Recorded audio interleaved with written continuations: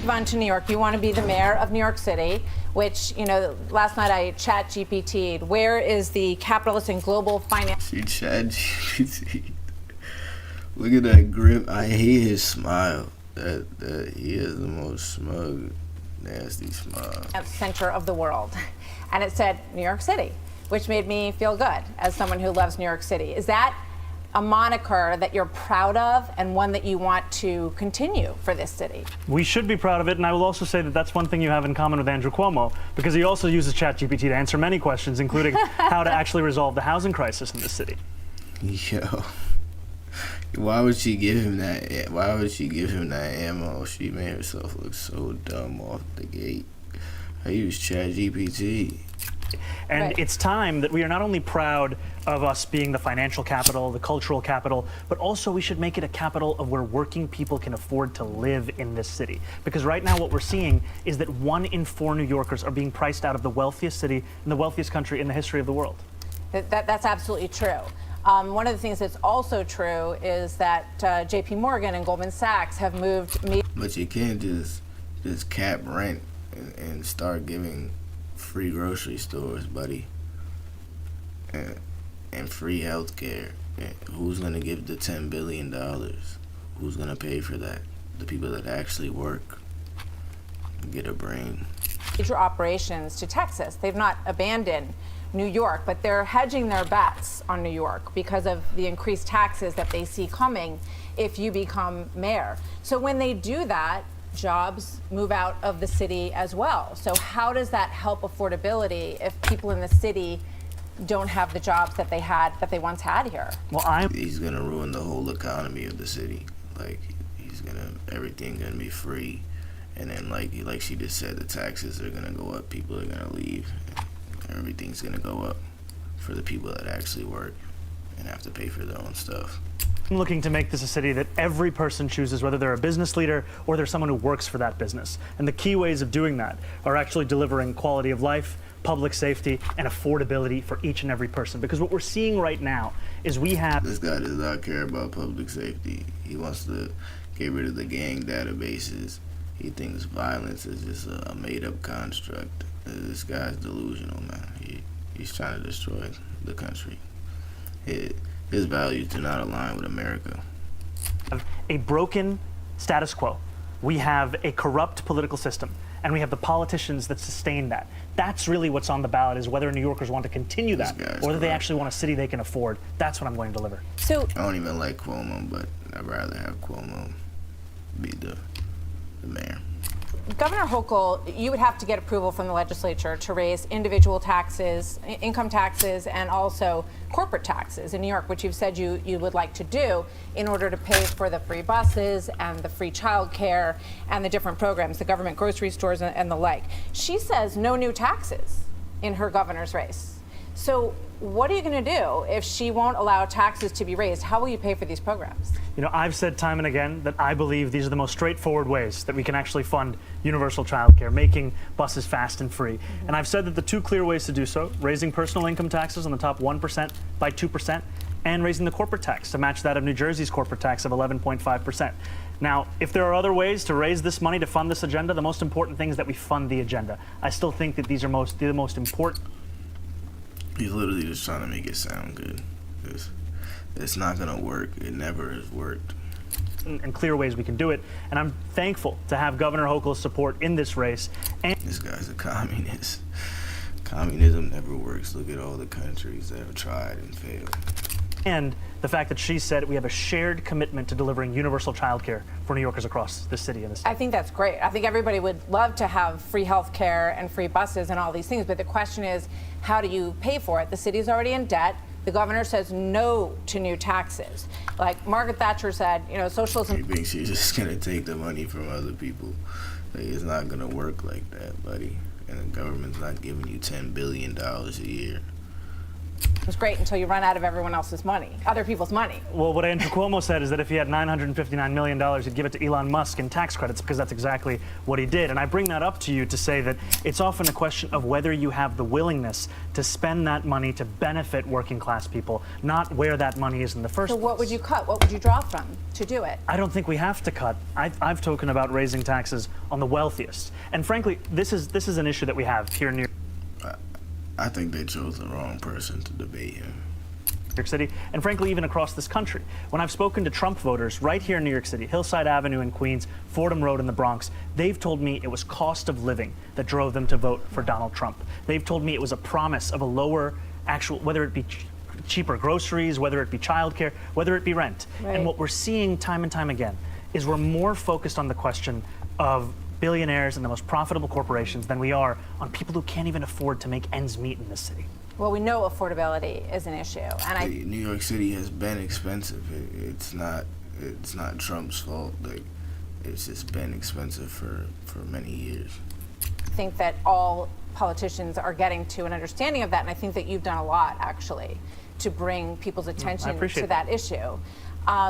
Let's take a look at the free buses issue just for a moment, because I know you said that the pilot project that you did was one of the biggest accomplishments of being an assemblyman. The Washington Post said this in an editorial about this. Quality inevitably declines when a service is offered for free. Vagrants and drug addicts would camp out all day on That's also true. Yeah, if you don't have to pay to get on the bus, it's gonna be a bunch of junkies sleeping on there, and the bus driver is gonna be getting paid less. They're not gonna care as much about their job, and their whole job's gonna be a lot more difficult with the amount of junkies and people harassing them all day. They don't have no security on them buses. New York's buses, especially in the winter. Parents would go afraid to let their children ride alone. Wealthier residents would find another way to get around, but poor New Yorkers who depend on the bus would suffer the most. What do you say to that? Do you agree with that? Well, I would say that they should actually look at the report of the 5 free buses we delivered across New York City. We didn't see an increase in homelessness. We did see an increase in New Yorkers riding the bus. We did see a decrease in assaults on bus drivers by 38.9%. And we also saw a decrease in New Yorkers who were having to take a cab or take their own car. They were actually getting on the bus. More than 10% of new riders were doing so. That's why we care so deeply about this. Because If those statistics are actually true, then that's a good thing there. Because of the fact that it can actually deliver economic, public safety, and even congestion relief to New Yorkers who are looking to take these buses. I know that you're turning 34 on Saturday, and I want to talk about your qualifications. You know, some say you have never run a business. This guy, he's a Nepo baby. That's what this guy is. He's never had to work for anything in his life. In your life, so I'm curious. And President Trump said that you never worked a day in your life. You worked as an assemblyman, and you've had other positions in the government. But what qualifies you from your life experience to run the largest city in the country? You know, I want to take this moment because you spoke about President Trump, and he may be watching right now, and I just want to speak directly to the president, which is that I will not be a mayor like Mayor Adams who will call you to figure out how to stay out of jail. I won't be a disgraced governor like Andrew Cuomo who will call you to ask how to win this election. I can do those things on my own. I will, Through corruption and bribery. That's how he'll do it. however, be a mayor who's ready to speak at any time to lower the cost of living. That's the way that I'm going to lead this city. That's the part. Any way to destroy the democracy from the inside. Partnership I want to build, not only with Washington, D.C., but anyone across this country. I think it's important because too often the focus on the needs of working class Americans, working class New Yorkers are put to the side as we talk more and more about the very kinds of corrupt politicians like Andrew Cuomo that delivered us into this kind of crisis. So the question I asked you was what specifically. This guy literally supports terrorist groups. And he wasn't even born in America. There's no way he should qualify to be the mayor of New York City. In your background gives you the confidence that you can run a $115 billion budget and run this city specifically from your personal experience and your background? I've been a state assembly member here in New York City. I've represented 130,000 people in Queens. And in the time that I've done so, I've not only delivered more than $100 million in increased bus and subway service, I've also secured $500 million in debt relief for working class taxi drivers. President Trump knows this. New Yorkers know this across the 5 boroughs. Taxis, as we're looking at them right here, are such a part of what we love about this city. And yet those same drivers were sold a lie about a ticket to the middle class if they bought a medallion. I stood with those drivers. I organized with those drivers. I went on a 15-day hunger strike with those drivers, and we secured $500 million in debt relief that allows those drivers to do more than just think about struggle. How many employees would you be overseeing in the New York City government? More than What does that even mean? What did that even do for them? 300,000. That's a lot of people. But thank you for answering the question. I know that you want to stimulate small business in the city, and we all walk around the city that we love, and we see a lot of empty storefronts. So give me your plan on how you would do that. You know, I've spoken to a lot of New Yorkers for whom their aspiration, their dream is in that small business. And I've told them that we are going to make it easier to not only open it, but keep it open. We're going to cut fines and fees by 50%, because as you said, we have a city government that has a $116 billion budget. It's not funded by charging a restaurant $25 a year for the right to sell a frozen dessert. We're going to streamline the regulations and rules that these small businesses have to adhere to. Because today, if you want to open up a barbershop, you have to fill out 24 forms, go to 7 Absolutely. agencies, 12 in-person activities. And furthermore, we're going to have a mom and pop czar, someone that'll help these businesses navigate through this. Because while we are holding these kinds of businesses to these kinds of rules, we're letting the most profitable corporations walk all over us here in New York City. And it's part. He's saying all the right things and they sound great, but is he actually gonna do them? That's the real question. Everyone says all the right things. Part of the problem where so many New Yorkers look around at the wealthiest city in the wealthiest country in the history of the world and asking themselves, there's all this money, why can't I afford $2.90 to even ride the bus? So let me just quick question on that, and I want to get to public safety because it's obviously another big issue for New Yorkers. So a lot of individuals in this city pay more than 50% of their income in taxes. When you talk about a fair share, how much more than, what is the fair share? What's the number? I've said that we should increase personal income So taxes by 52% is fair? And my point is this. Give up more than half of your income. That's if you're making fair. $1 million in New York City, or more than that, you can afford to pay 2% more. And the reasons you can afford to do so is because that money will be used to better your quality of life as well. Yeah. Because when I speak to the wealthiest... I don't know. I don't think that's fair still. When people work hard for their money. New Yorkers, I hear concerns about the cleanliness of the city, the quality of life in the city, questions of public safety. This money is the money that will be used to deliver on those things so that we can ensure that we have a return on investment for all of the money that we are raising and spending right here across the 5 boroughs. I want to talk to you about public safety and your relationship with police. So just in terms of public safety, I want to go to an example first, because I hear from people that they don't feel safe walking home at night. There's drug addicts on the street, right around the corner here. You can walk around the corner and see people shooting up. The city is definitely dangerous. Manhattan is all right. I seen a guy shitting on the sidewalk one time, but besides that, it's all right. It's a bunch of people trying to sell you shit. A lot of garbage on the streets right now. The subway garbage. is something that people are really concerned about. Last week, 64-year-old Nicola Tanzi, who was a church leader, a pillar in his community, was brutally beaten to death. I tried to watch this video in preparation. It's very hard to watch. In a subway station in Brooklyn. 25-year-old David Mazaregos had a 20-inch sword. He's the suspect in this case. He was out. They lowered his bail so that he could get out. He was already waiting a trial for... He believes violent crime, patterns like that don't exist, so... Yeah, and this guy, he's... attacking someone in Chelsea, 33 past arrests. You were in favor... 33 past arrests. All these people have just been getting arrested recently, and they've been arrested 40 times, 30 times. And idiots like this guy are they want to be lenient on crime and they grew up in the wrong area, in a bad area, and think of what they've been through. Like, I've been through all types of shit. I grew up in the ghetto, and and I grew from that. I wanted to do better than that. Some people are just fucked up, and they just need to be locked up for a long time. It's pretty simple. You can't give someone 30 chances.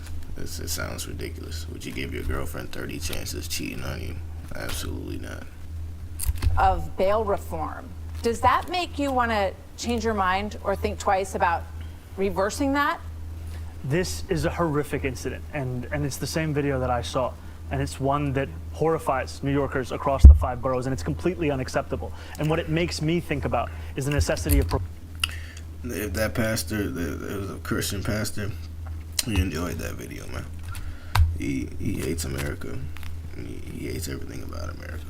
Providing public safety in our New York City subway system and across the 5 boroughs. And also, how do we end the revolving door? Because when you look further into the case of whether this individual or so many individuals, especially those... This guy's literally best friends with good old Hassan Piker, the terrorist, well, terrorist supporter, I guess you could say, but he's one of them. Suffering from mental health issues. What we find is so often the only mental health system that we have that's functioning in the city is Rikers Island. 40% of the incarcerated population there are suffering from serious mental illness. Why was he on the street is the question. Why was he on the street? Because we have he just tried to avoid the whole like, what does Rikers Island have to do with anything? The man should have been locked up. Like, if he would have added up all of his crimes, he probably should have been there for 100 years. Why isn't he doing 25? Every state should have that 3-strike rule, 3 violent felonies, and you do life.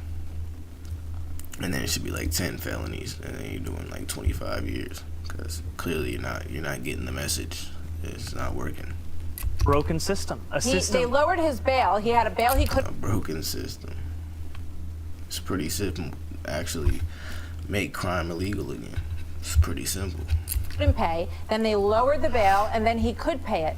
This is, imagine if you're this family, I mean, and they look at 33 prior arrests, and why? Why was this man on the street? What would stop him in your administration from being on the street? Because what we would do is actually address the systemic problems that would ensure that someone who... This guy's an idiot, bro. The systemic problems, blase. It's not a systemic issue. Like you can say to an extent, you know what I'm saying? Some people, like a lot of people that grow up in an environment, they're gonna act a certain way, but when you get older and stuff and you've been arrested a certain amount of times, you know what you're doing is wrong. And if you keep getting away with it, you're just gonna know that you can get away with it. So you need to actually punish these people.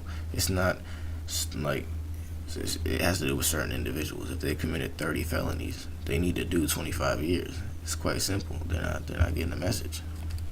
This guy's an idiot. Who goes through the system this many times is actually, his issues are addressed, the services are provided. Right now, all we have is going in and out, especially when it comes to mental health. I'll give you an example. Where would he be in your world? Where would he be? In a mental institution? He would actually be getting services from the first time that he was arrested, as opposed to having to go through them. What does he mean by services? What kind of services? 33 times. If you look at the New York Times, they did an investigation on 1,000 different incidents of violent crime in the city tied to mental health episodes. Yeah.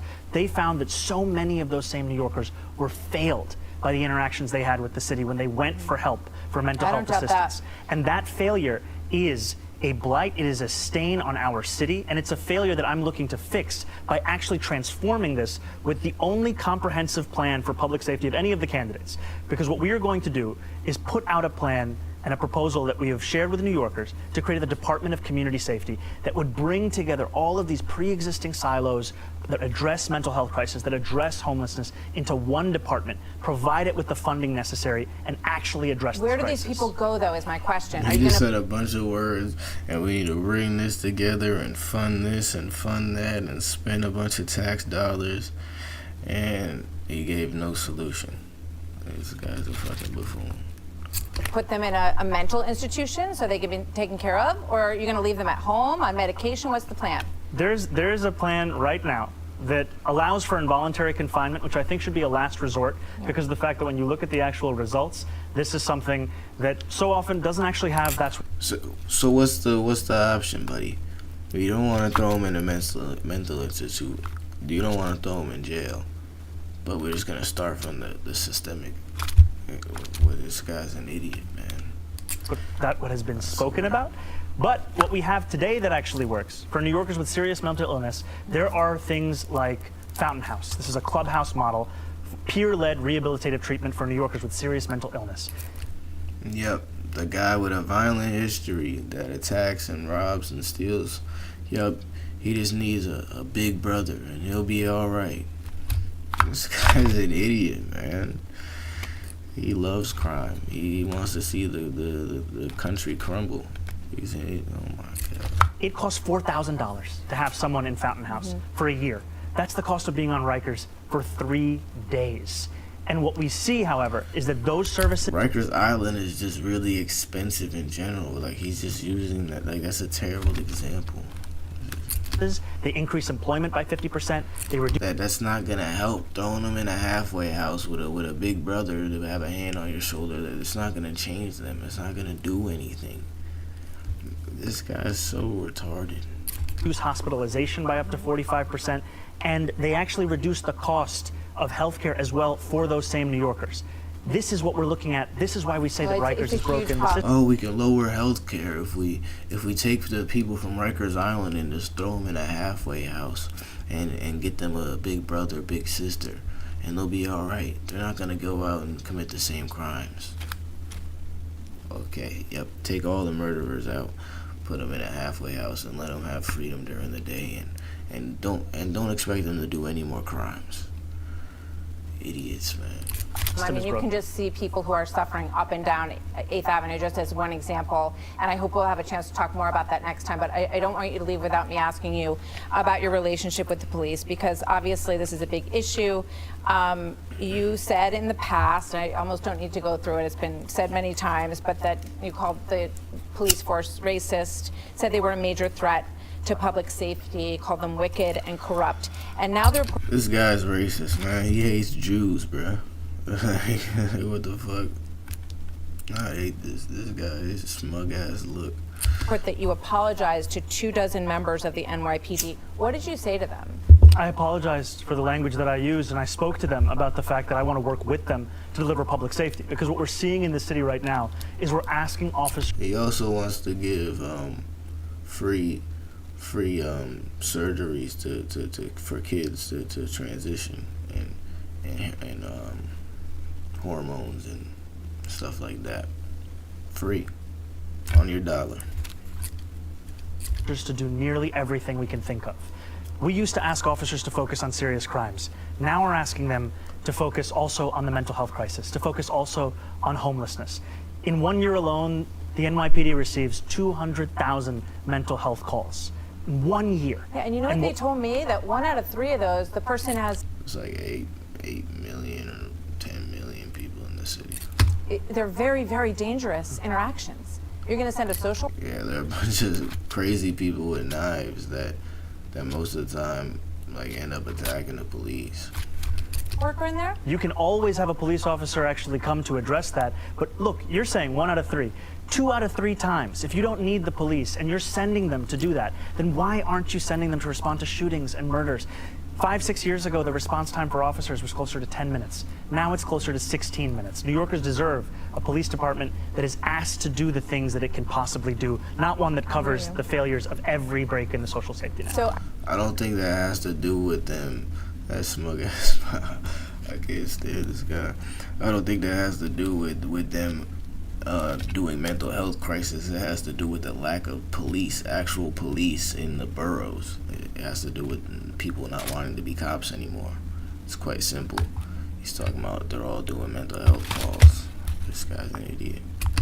Police officers that I spoke to, they don't want a behind closed doors apology. They want a broad public apology for the things that you suggested about them. Will you do that right now? Absolutely, I'll apologize to police officers right here, because this is the apology that I've been sharing with many rank and file officers. And I apologize because of the fact that I'm looking to work with these officers, and I know that these officers, these men and women who serve... Don't believe a word this slimy bastard is saying.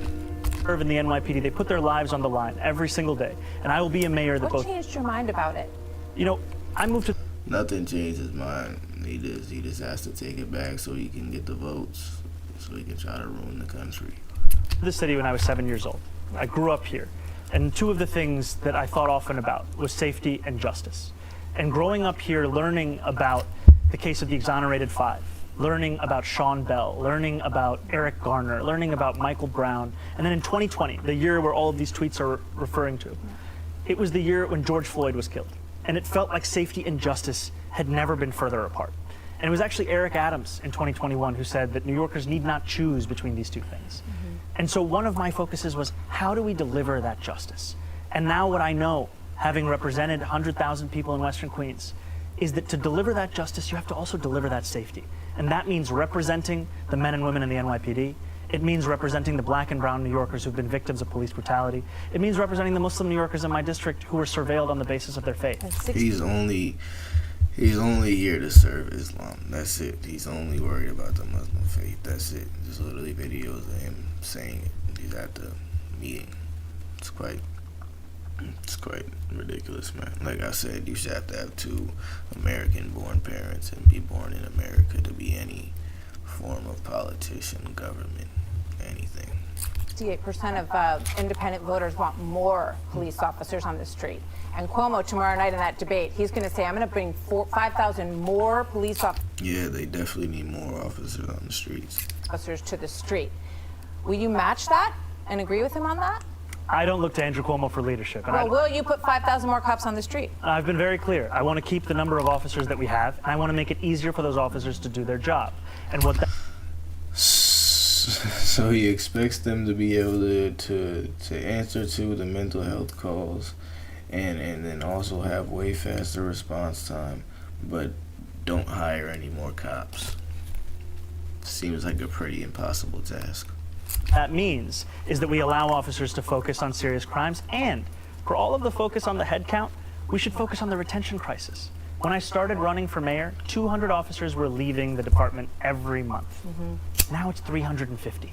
And a lot of them are leaving because there's simply no way they can do their job. A lot of them are leaving because you're running for office and it seems like you're going to win.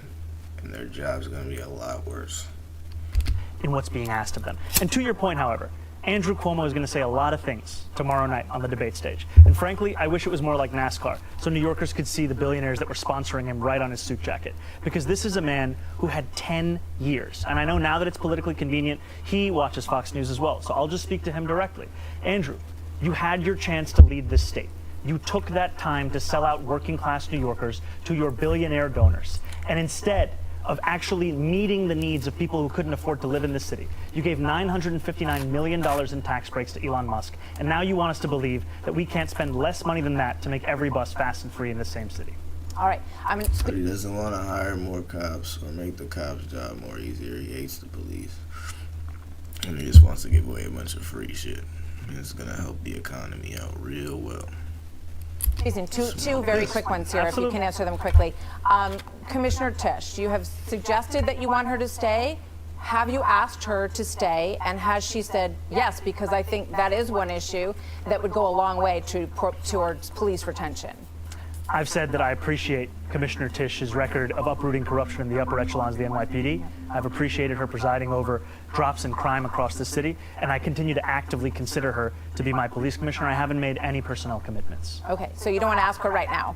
No. That's the kind of conversation I would actually have in person, in private, not a politics opinion. Okay, it's an issue that a lot of people brought up with me when I told them I was going to be speaking with you. Last question, you want to have a World Cup czar.